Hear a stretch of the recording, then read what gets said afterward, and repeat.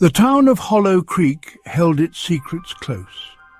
Nestled amidst towering pines, it wore an air of perpetual twilight. The townsfolk carried the weight of the legend, a chilling tale whispered across generations.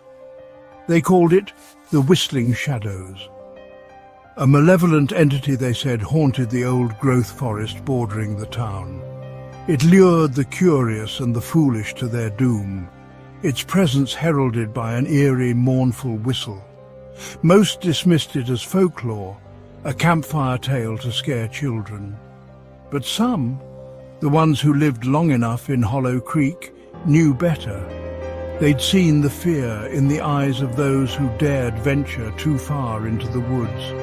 They'd heard the stories whispered at funerals of people vanishing without a trace, leaving behind only hushed whispers of the whistling shadows. The legend was a chilling reminder that some mysteries were best left undisturbed. It cast a long, dark shadow over Hollow Creek, a constant spectre haunting their lives. And it was this very legend that a group of high school seniors, drunk on invincibility and teenage bravado, decided to challenge. There was an undeniable thrill in tempting fate, a heady mix of fear and excitement that only youth could truly embrace. For Harper Mills and her friends, the legend of the Whistling Shadows was a dare waiting to be taken. They were seniors now, on the cusp of adulthood, eager to leave their mark on Hollow Creek. And what better way than to debunk the town's most enduring legend? Harper, the group's unofficial leader, felt a strange pull towards the mystery. Maybe it was the thrill of the unknown, or perhaps a deeper yearning to prove something to herself. Whatever the reason, she convinced her friends, Jake, the class clown masking his insecurities, Lisa, the popular cheerleader with the rebellious streak, and Eric, the quiet observer, harbouring a secret crush on Harper, to join her on a moonless Halloween night. They made a pact under the pale glow of the harvest moon. They would venture into the heart of the forbidden woods, armed with flashlights and their youthful arrogance. They would face the whistling shadows, record their adventure and return by dawn, triumphant and forever legendary. It seemed like a good idea at the time, fueled by adrenaline and youthful ignorance.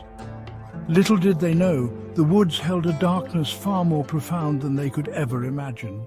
The air grew heavy with dread as they crossed the threshold of the ancient forest. The trees, gnarled and twisted with age, seemed to reach out with skeletal fingers, their branches intertwining to form a suffocating canopy overhead. The moonlight struggled to penetrate the dense foliage, casting long, dancing shadows that played tricks on their eyes. The air, thick with the smell of damp earth and decaying leaves, felt oppressive, suffocating. The silence was unnerving, broken only by the crunch of dry leaves under their feet and the frantic pounding of their hearts. Each step deeper into the woods felt like a step closer to the unknown, the air growing colder, the shadows deeper. They pressed on, their bravado slowly giving way to unease. A shiver ran down Harper's spine as she noticed the change in her friends. Jake's usual boisterousness had been replaced by a nervous chatter, while Lisa's carefree demeanour was now tinged with fear.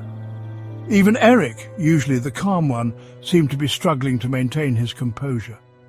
The woods were getting to them, weaving their insidious spell. A low whistle, barely audible at first, cut through the silence. It was a mournful sound, filled with a deep primal sorrow that sent chills down their spines. They stopped dead in their tracks, their blood turning to ice. The whistle seemed to emanate from everywhere and nowhere at once, echoing through the trees, bouncing off the silent trunks. "Did you hear that?" Lisa whispered, her voice trembling. Jake tried to laugh it off, but the sound came out strained, hollow.